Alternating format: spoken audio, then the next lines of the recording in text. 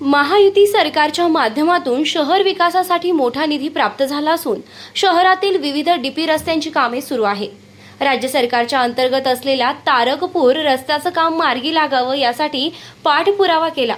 त्या माध्यमातून सुमारे 18 कोटी रुपयांचा निधी प्राप्त झाला असून यामध्ये साईड गटार, पावसाच्या पाण्याची गटार, फुटपाथ, स्ट्रीट लाईट आणि सुमारे 3 किलोमीटर रस्ता काँक्रिटीकरणाचं काम मार्गी लागणार असून प्रगती पथावर सुरू आहे।